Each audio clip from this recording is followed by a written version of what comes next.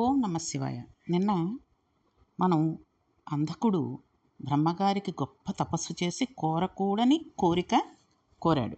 అంటే తన చావు ఏ రకంగా రావాలి అన్నది ఒక తప్పుడు మాటగా మాట్లాడాడు. కన్న తల్లిని చూసి, అంటే అతని తల్లి పార్వతీదేవే కదండి, మోహం కలగాలి, అప్పుడే నేను చనిపోవాలి అని కోరుకున్నాడు. అది చాలా పొరపాటు కదండి. కాబట్టి ఇతడు ఇలా అడిగిన తర్వాత బ్రహ్మగారు తథాస్తు అన్నారు. ఒకరోజు వీడి భటులు కైలాస ప్రాంతానికి వెళ్ళారు. మందరగిరి పర్వత గుహలో కూర్చుని శంకరుడు తపస్సు చేసుకుంటున్నాడు. పార్వతీదేవి ఉపచారాలు చేస్తోంది శంకరుడికి. ఈ భటులు ఆయనని చూశారు, ఆవిడ్ని చూశారు. ఈ తపస్సు చేసుకునేవాడికి ఇంత అందమైన భార్య ఎందుకు, మన అంధకాసురుడికైతే బాగుంటుంది అనుకుని వాళ్ళు వెళ్ళిపోయారు. వెళ్ళి విషయం అంధకాసురుడికి చెప్పాడు. వాడు, నీ భార్యను నాకు ఇచ్చేయి, లేకపోతే చంపేస్తాను అని శివుడికి కబురు పెట్టాడు. ఇప్పుడు శివుడు, నేను నిన్ను చంపేస్తాను తప్ప నీ చేతులలో నేను చచ్చిపోలేను, ఇలా కనబడుతున్నానని అనుకుంటున్నావేమో, నేను యుద్ధానికి వస్తే చాలా తేడాగా ఉంటుంది, కాబట్టి అబ్బాయి నువ్వు ఇటువంటి మాటలు మాట్లాడకూడదు అన్నాడు. వాడికి ఇది అర్థం కాలేదు. శంకరుడు అప్పుడు తపస్సులో ఉన్నాడు. ఆయనకి తెలుసు వీడి యందు ఈ లక్షణం బాగా గట్టిపడాలి, అప్పుడు కానీ వీడు చావడు. అందుకని ఆయన, ఏమిటి ఎలారంతాను, నీ కోసమని వాళ్ళు వస్తూ ఉండడం ఏమిటి, వాళ్ళేమో నిన్ను భారీగా పొందాలనుకోవడం ఏమిటి, నన్ను అడుగుతూ ఉండడం ఏమిటి, నా తపస్సు పాడైపోతోంది, నేను మరో చోటకి వెళ్ళి 1000 సంవత్సరాలు తపస్సు చేసుకుంటాను, నీ పాటలేవో నువ్వు పడు అని పార్వతీదేవికి చెప్పి ఆయన వెళ్ళిపోయాడు. అంటే ఆయన భార్యను వదిలివేయలేదు, వాడి పాపం పండడానికి తాను మధ్యలో ఉండకూడదని అలా మాట్లాడాడు. వీడు అమ్మవారిని మోహంతో కూడిన చూపు చూడాలి, అటువంటి చూపు చూసి వాడు చచ్చిపోవాలి, ఇది శంకరుడు ఉద్దేశం. కాబట్టి భార్యను విదిలేసి, అంటే పార్వతీదేవిని విదిలేసి తపస్సు చేసుకోవడానికి దూరంగా వెళ్ళిపోయారు. ఇప్పుడు అంధకాసురుడు అమ్మవారి కోసమని యుద్ధం మొదలుపెట్టాడు. దేవతలందరూ అమ్మవారి పక్షం, రాక్షసులందరూ అంధకాసురుడి పక్షం. యుద్ధం జరిగింది. ఆ యుద్ధం 1000 సంవత్సరాలు కొనసాగింది. శంకరుడు తపస్సు ముగించుకుని తిరిగి వచ్చాడు. వచ్చి, ఈ గొడవ తేలలేదా, ఇంకా వాడేమీ అయిపోలేదా అని ప్రశ్నించాడు. ఇంకా అవలేదు, గొడవ జరుగుతోంది, యుద్ధం జరుగుతోంది అని ఆయన సేవకులు చెప్పారు. ఇంతలో ఒక చిత్రం జరిగింది. విఘసుడు అనే ఒక రాక్షసుడు బయలుదేరాడు. వాడు నందీశ్వరుడి దగ్గర నుంచి చతుర్ముఖ బ్రహ్మగారి వరకు దేవతలందరినీ నోట్లో పడేసుకుని మింగేశాడు. ఇప్పుడు వీళ్ళందరూ వాడి కడుపులోకి వెళ్ళిపోయారు. నందీశ్వరుడు ఎక్కడా అని శివుడు అడిగితే విఘసుడు మింగేశాడని చెప్పారు. ఇలాంటి రాక్షసులు కూడా ఉన్నారన్నమాట అని శంకరుడు ఆయన త్రిశూలంతో వాడి పొట్ట మీద పొడిచి నొక్కితే మళ్ళీ దేవతలందరూ వాడి నోట్లోంచి బయటపడ్డారు. బయటపడి వాళ్ళు శంకరుడి పక్షానికి వచ్చి యుద్ధం మొదలుపెట్టారు. కానీ ఇక్కడ ఒక ఇబ్బంది వచ్చింది. శంకరుడు రాక్షస సైన్యాన్ని పొడుస్తూ ఉండడం, చంపుతూ ఉండడం, శుక్రాచార్యుల వారు వచ్చి తనకు శివుడు అనుగ్రహించిన మృత సంజీవిని విద్యతో వాళ్ళని బ్రతికించడం జరుగుతుంది. ఎంతమంది రాక్షసులను చంపినా మళ్ళీ వాళ్ళు బతికి తిరిగి యుద్ధం చేయడానికి వచ్చేస్తున్నారు. ఇలా వచ్చేస్తున్నారు, విషయం ఏమిటి అని ఆయనకు తెలియనట్టు ఒక కింకరుడిని ప్రశ్నించాడు. ఇప్పుడు ఆ కింకరుడు, మహానుభావ, మీరు శుక్రాచార్యుల వారికి మృత సంజీవిని విద్యను ఉపదేశం చేశారు కదా, ఆ విద్యతో ఆయన చచ్చిపోయిన రాక్షసులందరినీ మళ్ళీ బ్రతికించేస్తున్నాడు అన్నాడు. శుక్రుడు ఎక్కడున్నాడు అని శివుడు అడిగాడు. ఇదిగో అక్కడ ఒక పర్ణశాలను వేసుకుని ఉన్నాడు, చచ్చిపోయిన వాళ్ళు శరీరాన్ని అక్కడికి పట్టుకుని వెడుతున్నారు, ఆయన మంత్రం చెబుతున్నాడు, వాళ్ళు బతికి మళ్ళీ యుద్ధానికి వచ్చేస్తున్నారు అని చెప్పాడు. ఇప్పుడు శివుడు నేనిచ్చిన విద్యతో శుక్రాచార్యుడు నాకే ఇబ్బంది కల్పిస్తున్నాడనమాట, శుక్రుడిని ఇక్కడికి పట్టుకురండి అన్నాడు. దేవతలు వెళ్ళి శుక్రుడిని పట్టి శివుడి దగ్గరికి తీసుకొచ్చారు. శుక్రాచార్యుల వారు ఇప్పుడు బయట ఉంటే ప్రమాదం, మృత సంజీవిని విద్య ద్వారా చనిపోయిన రాక్షసులందరినీ బతికించేస్తున్నాడు, ఆయనను ఎక్కడ దాల్చాలా అని చూశాడు శంకరుడు. ఎక్కడ దాచినా రాక్షసులు వెతికి ఆయనను తీసుకొచ్చేస్తారు. అందుకని శివుడు ఆయనను చేతులతో తీసుకుని నోట్లో వేసుకుని గుటుక్కుని మింగేశాడు. ఇప్పుడు శుక్రాచార్యుల వారు శంకరుడు కడుపులోకి వెళ్ళిపోయి గర్భవాసం చేస్తున్నాడు. ఇది విచిత్రం. శుక్రాచార్యుడికి బయట ఏమి జరుగుతుందో అంతా కడుపులో కనబడుతోంది. అన్నీ కనబడుతున్నాయి కానీ అక్కడ తను ముట్టుకోవడం కానీ ఉపదేశాలు చేయడం కానీ కుదరదు. ఇప్పుడు శుక్రాచార్యుడు అన్నీ శివుడిలో ఉన్నాయని నేను ఏ స్తోత్రం చేశానో ఇప్పుడు వాటిని నేను చూస్తున్నానని పొంగిపోయాడు. కానీ బయట రాక్షసులు ఒక్కొక్కడు చచ్చిపోతున్నాడు. వీళ్ళు ఇలా చావడాన్ని శుక్రాచార్యుల వారు శివుని కడుపులో ఉండి చూస్తున్నాడు. ఆఖరికి అందరూ చచ్చిపోయారు కానీ శుక్రాచార్యుల వారు ఏమీ చేయలేకపోయారు. ఇక అంధకాసురుడు మిగిలాడు. ఇప్పుడు శంకరుడు వాడిని త్రిశూలంతో గుచ్చాడు, చంపలేదు, త్రిశూలాన్ని పైకెత్తాడు. ఇప్పుడు వాడు ఆ త్రిశూలం మీద పడుకున్నాడు. పడుకుని పైనుండి చేతులు చాపి ఆయన జటాచూటాన్ని పీకుతున్నాడు. శంకరుడు దానికి ప్రతీకారం చేయలేదు. వాడు శంకరుని జటాచూటం కొన్నాళ్ళు అలా చూస్తూ గడిపేశాడు. ఆ తర్వాత వాడికి ఒక ఆశ్చర్యకరమైన విషయం ద్యోతకమైంది. వాడి దృష్టికోణంలో మార్పు వచ్చింది. ఆ కంటితో ఇన్నాళ్ల నుంచి దేనిని చూసి ఇవన్నీ అనుభవైక వే వేద్యులమని అనుకుంటున్నాడో అవి యథార్థాలు కావనే జ్ఞానం కలిగింది. త్రిశూలానికి గుచ్చుకుని ఉండిపోయిన తర్వాత వాడికి వీళ్ళు నా తల్లిదండ్రులు, లోకానికే తల్లిదండ్రులు. నేను ఎంత పాపపు కోరాను, నా పాపం ఎలా నిష్కృత అవుతుంది అనే భావం వాడిలో కలిగింది. ఇప్పుడు వాడు శంకరుని 108 నామాలు చెప్పాడు. తర్వాత శంకరుడు త్రిశూలం కిందకి దింపి ఒకసారి విదిలించేసరికి వాడు ఊడి కింద పడిపోయాడు. కింద పడిన తర్వాత వాడు కన్నీరు వరదలై కారుతూ ఉండగా పార్వతీ పరమేశ్వరుల పాదాల మీద పడ్డాడు. అయ్యా, ఈ కంటితో చూస్తున్నది సత్యమనుకోవడం తప్పైపోయింది. అందుకని తప్పు కోరాను. నీ త్రిశూలం మీద పడుకున్నాక నాకు అసలు విషయం అర్థమైంది. నా తప్పు మన్నించి నన్ను కరుణించండి అని ప్రార్థించాడు. ఇప్పుడు శంకరుడు నిన్ను ప్రమథగణాలలో తీసుకుంటున్నాను అని చెప్పి వాడిని తీసేసుకున్నారు. అంధకాసురుడు శంకరుడికి కింకరుడై భక్తితో బతికేశాడు. అయితే ఈ 108 నామాలతోటి ఆయన పరమేశ్వరుడిని అంధకాసురుడు స్తోత్రం చేశాడు కదండి. ఈ 108 నామాలు పరమ శక్తివంతమైనవి. ఎన్నో కోట్ల జన్మల తర్వాత కానీ ఈ 108 నామాల పేర్లు వినడం కానీ చదవడం కానీ చేయరు అని శాస్త్రం చెప్పింది. ఈ నామాలని ఇంట్లో కూర్చుని చదువుకుంటే చాలండి, శుభాలు చేకూరుస్తాయి. అవి అంతటి శక్తివంతాలు. ఆ 108 నామాలని అంధకాసురుడు త్రిశూలం మీద పడుకుని చెప్పాడు. అవేంటో మనం కూడా ఒకసారి చదువుకుని విని తరిద్దాం. ఎందుకంటే అంతటి గొప్ప నామాలు అని శాస్త్రమే చెప్పినప్పుడు మనం ఒక్క 2 నిమిషాలు వాటి గురించి కేటాయించి ఆ పరమేశ్వరుణ్ణి 108 నామాలతో స్తోత్రం చేయలేమండి. కాబట్టి ఆ నామాలను మనందరం కూడా ఒక్కసారి మన నోటితో చెప్పుకుందాం. నేను ఒక్కొక్క నామం చెప్పాక ఒక చిన్న సెకను కొద్దిగా మధ్యలో గ్యాప్ ఇస్తాను. మీరందరూ కూడా అనుకోవడానికి అవకాశం ఉంటే ఒకసారి నాతో పాటుగా మీరు కూడా చెప్పుకోండి. అవేంటంటే మహాదేవుడు, విరూపాక్షుడు, చంద్రశేఖరుడు, అమృతుడు, శాశ్వతుడు, స్థాణువు, నీలకంఠుడు, పినాకి, వృషభాక్షుడు, మహాజ్ఞేయుడు, పురుషుడు, సర్వకామదుడు, కామారి, కామదహనుడు, కామరూపుడు, కపర్ధి, విరూపుడు, గిరీశుడు, భీముడు, సృక్కి, రక్తవస్త్రుడు, యోగి, కామదహనుడు, త్రిపురఘ్నుడు, కపాలి, గూఢవ్రతుడు, గుప్తమంతుడు, గంభీరుడు, భావగోచరుడు, అణిమాది గుణాధారుడు,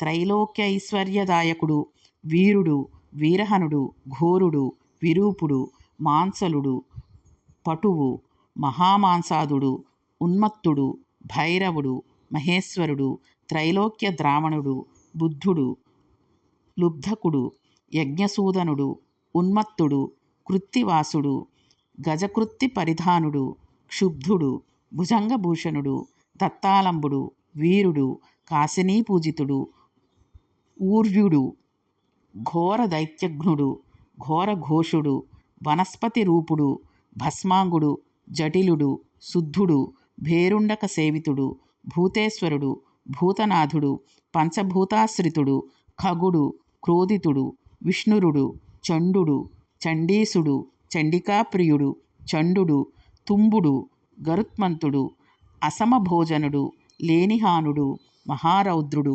మృత్యువు, మృత్యు అగోచరుడు, మృత్యువు, మహాసేనుడు, శ్మశానవాసి, అరణ్యవాసి, రాగస్వరూపుడు, విరాగస్వరూపుడు, రాగాంధుడు, వీతరాగ సతార్చితుడు, సత్వగుణుడు, రజోగుణుడు, తమోగుణుడు, అధర్ముడు, వాసవానుజుడు, సత్యుడు, అసత్యుడు, సద్రూపుడు, అసద్రూపుడు, అహేతుకుడు, అర్ధనారీశ్వరుడు, భానువు, భానుకోటి శతప్రభుడు, యజ్ఞస్వరూపుడు, యజ్ఞపతి, రుద్రుడు, ఈశానుడు, వరదుడు, నిత్యుడు, శివుడు.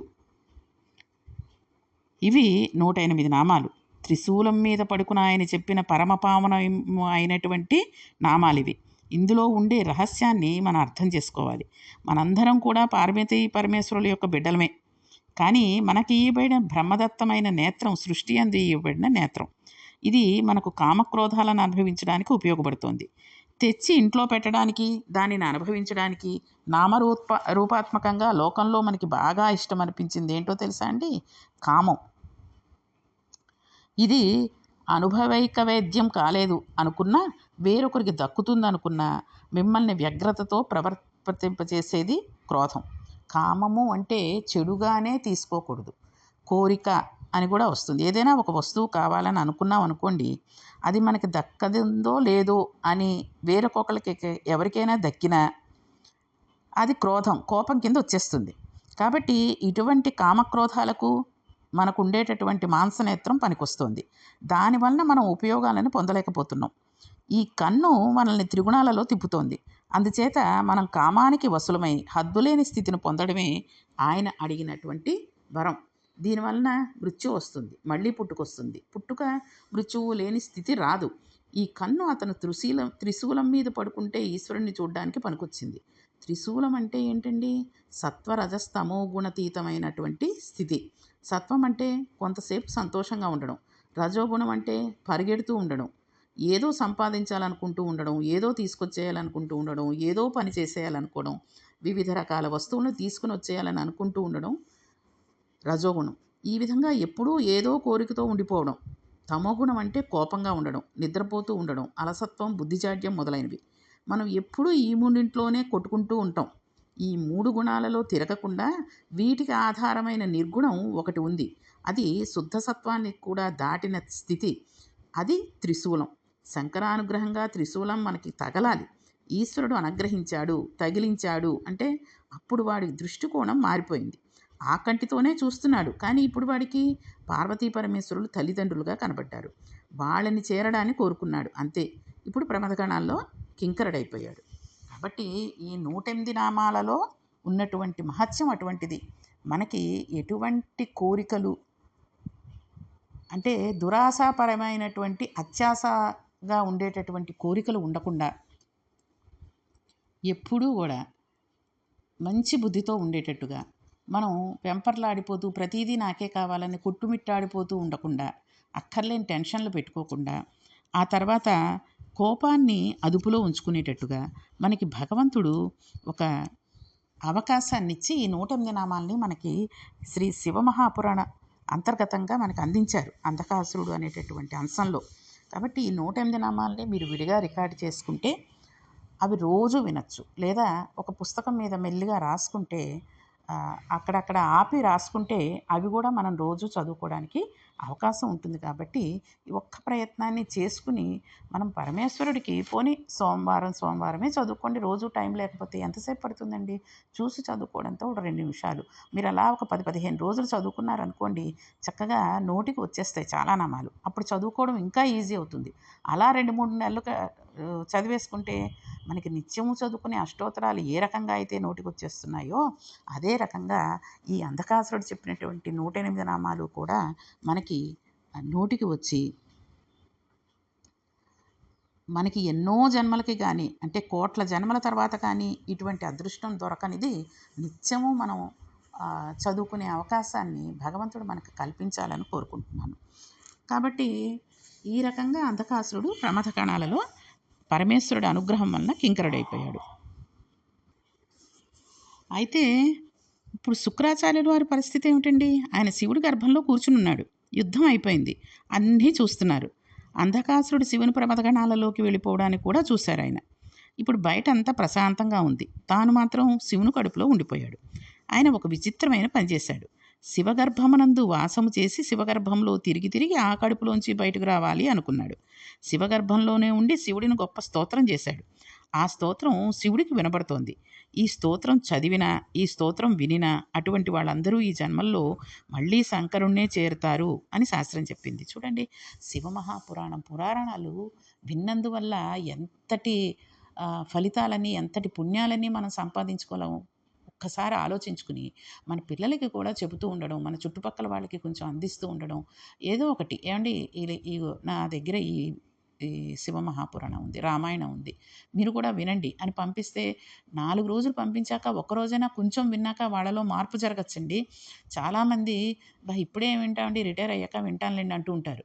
రిటైర్ అవ్వడానికి, మంచి విషయాలు వినడానికి ఎటువంటి సంబంధము లేదు. మన అదృష్టం కొద్దీ చిన్నప్పుడే కనుక మనం వినడం మొదలెడితే అది రాను రాను ఒక మంచి పని చేసే అవకాశం కింద వస్తూ ఉంటుంది. చూడండి, అంధకాసురుడు చెప్పినటువంటి 108 నామాలు ఎంత పుణ్యాన్ని సంపాదించుకోవడానికి ఉపయోగపడ్డాయో, అలాగే ఇప్పుడు శుక్రాచార్యుల వారు శివుడి కడుపులో ఉండి చేసినటువంటి స్తోత్రం కూడా మళ్ళీ జన్మనేది లేకుండా శంకరుని చేరుకునేటటువంటి అవకాశాన్ని ఇస్తుంది అని శాస్త్రం చెప్పింది. శాస్త్రం చెప్పిందే నిజం కదండి, సత్యం. అందుకని ఇది అంత పరమ పవిత్రమైనటువంటి స్తోత్రం. శుక్రాచార్యుల వారు శంకరుని కడుపులో కూర్చుని రకరకాల తత్వానుసంధానంతో శంకర్ని పిలిచారు. ఆయన అన్నారు, ఓం నమస్తే దేవేశాయ సురాసుర నమస్కృతాయ భూతభవ్య మహాదేవాయ హరిత పింగళలోచనాయ బలాయ బుద్ధిరూపిణి వయాగ్రవసనచ్ఛదాయ అరుణాయ త్రైలోక్య ప్రభవే ఈశ్వరాయ హరాయ హరినేత్రాయ యుగాంతకారణాయ నలాయ గణేశాయ లోకపాలాయ మహాభుజాయ మహాహస్తాయ శూలినే మహాద్రంష్టినే ఫాలాయ మహేశ్వరాయ అవ్యయాయ కాలరూపిణే నీలగ్రీవాయ మహోదరాయ గణాధ్యక్షాయ సర్వాత్మనే సర్వభావనాయ సర్వగాయ మృత్యుహంత్రే పరియాత్రా సువ్రతాయ బ్రహ్మచారిణే వేదాంతగాయ తపోంతగాయ పశుపతయే వ్యంగ్యాయ శూలపాణయే వృషకేశవే హరియేజితనే శిఖండినే లకుటినే మహాయశసే భూతేశ్వరాయ గుహవాసినే వీణాపననతాళవతే అమరాయ దర్శనీయాయ బాలసూర్యనిభాయ శ్మశానవాసినే భగవతే ఉమాపతయే అరిందమాయ భగసాక్షిపాతినే పుష్టోద్ధసననాశయాయ క్రూరకర్తకాయ పాశుహస్తాయ ప్రళయకాలాయ ఉల్కాముఖ అగ్నికేతవేమనయే దీప్తాయ నిశాంతపతయే ఉన్మత్తాయ జనకాయ చతుర్థకాయ